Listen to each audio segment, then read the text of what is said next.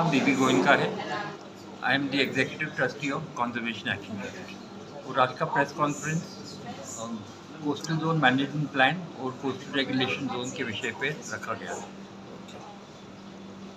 तो और डिटेल कुछ बताएंगे कि ये मैंग्रोव्स क्या होता है, जो लोग अगर देखेंगे तो समझ पाएंगे। तो मैंग्रोव्स एक स्पेशलाइज्ड वेजिटेशन होता है जो इंटरटाइडल जोन में उगता है between low tide line and high tide line.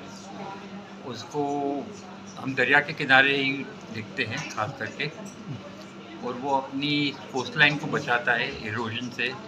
वो साइक्लोन आते हैं तो उसके लिए भी काम करता है। मछुआरे के लिए बहुत ही इम्पॉर्टेंट है क्योंकि मरीन स्पीशीज़ उसमें ब्रीड होते हैं, उसमें शेल्टर रहते हैं वगैरह वगैरह। और मोस्ट इम्पॉर्टेंटली वो फ्री है। दूसरा उनका इम्पोर्टेंस है कि कार्बन सिक्वेस्ट्रेशन के लिए वो बहुत महत्वपूर्ण स्पीशीज़ है। उनका जो कार्बन सिक्वेस्ट्रेशन होता है 8 गुना फॉरेस्ट की तौर से ज़्यादा होता है। और जैसे हम बोलते हैं कि झाड़ हमें ऑक्सीजन देते हैं, मैंग्रोव भी हमें ऑक्सीजन देते हैं। और दूसरी बात है कि वो मरीन पोल्यूशन को भी साफ करते हैं। तो mangroves are not just lungs of the city but also kidneys. तो इनका महत्वपूर्ण आप समझ सकते हो कितना इम्पोर्टेंट है। लेकिन सर कोस्टल रोड तो अभी आधा बन चुका है, अभी हो गया पूरा, इसके बारे में आप डिबेट कैसे कर सकते हैं? नहीं, जैसे मैंने बताया था, हमने कोस्टल रोड को चैलेंज किया था हाई कोर्ट में। हाई कोर्ट में तो हम जीत गए थे।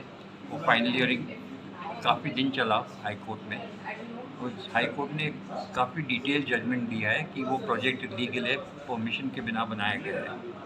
और दुख की बात है कि वो final judgment of the high court एक एड इंटरिम ऑर्डर के तौर से सुप्रीम कोर्ट ने सेट असाइड किया, जो it is quite unusual, let me put it that वे।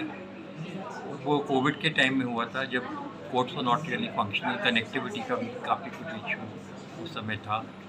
और हमने बार बार रिक्वेस्ट किया था कि फाइनल हियरिंग होना चाहिए, मैटर डिस्पोज, बट अभी तक फाइनल हियरिंग हुआ नहीं है और रोड तो कंप्लीट हो चुका है।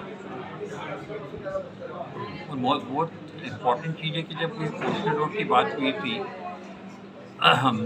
वो जॉइंट टेक्निकल कमेटी जो गवर्नमेंट ने बनाई थी, उन्होंने बोला था कि रिक्लेमेशन से अगर हम कोस्टल रोड बनाएंगे तो उसका कॉस्ट कम होगा, फाइनेंशियल कॉस्ट कम होगा। 100 करोड़ पर किलोमीटर कॉस्ट था। तो अभी आप देखोगे तो कोस्टल रोड का कॉस्ट 1300 करोड़ पर किलोमीटर हो गया है। It is one of the most expensive roads in the world. And अगर वो सीलिंग की बैंटावर्ली सीलिंग की तौर से बनाया गया होता तो उसका कॉस्ट करीब 600 करोड़ पर किलोमीटर होता। और ये पर्यावरण का जो डैमेज हुआ है, मछुआरे की लाइवलीहुड के ऊपर जो नुकसान हुआ, वो होता नहीं। तो कैसा फ्यूचर में क्या कुछ चांसेस है, यानी चांसेस के कुछ ये हो सकता है, कुछ के कुछ कोर्ट में भी रिप्लाई कुछ मिल नहीं रहा है आपको? मैं देखिए, बात ऐसी है कि court is one mechanism, right, but जो प्रकृति है, मदर नेचर, राइट। अभी जो सी लेवल राइज के बारे में हम बात करते हैं, क्लाइमेट चेंज, सी लेवल राइज, सी का लेवल बढ़ ही रहा है, राइट। दूसरी बात जो कोई बात नहीं करता है, Mumbai city is also sinking. तो एक बाजू से लैंड सिंक हो रहा है, दूसरी बाजू से दरिया का लेवल बढ़ रहा है। तो आप समझ सकते हो कोस्टल एरिया में क्या होगा। हमारे जो म्यूनसिपल कमिश्नर थे, मिस्टर इकबाल सिंह चाहल, जो पहले म्यूनसिपल कमिश्नर थे, उन्होंने ऑफिशियल स्टेटमेंट दिया था कि बाय 2050 वो मुंबई जो रिक्लेम्ड एरिया है, island city, 80% will be under water bye 2050। तो हम ये रेक्लेमेशन क्यों कर रहे हैं, किसके लिए कर रहे हैं? हम नई बिल्डिंग्स को ये वल्नरेबल एरियाज में क्यों बनाने दे रहे हैं? और instead of making it no development zone and restricting construction, उन्होंने तो अभी FSI बढ़ा दिया है। तो ये एकदम गलत बात है, क्योंकि अगर आप फ्लैट खरीदेंगे कोस्टल एरिया में, 20 साल बाद अगर आपकी बिल्डिंग डूबने वाली है, फिर आपको कौन बचाएगा? Right, very good point.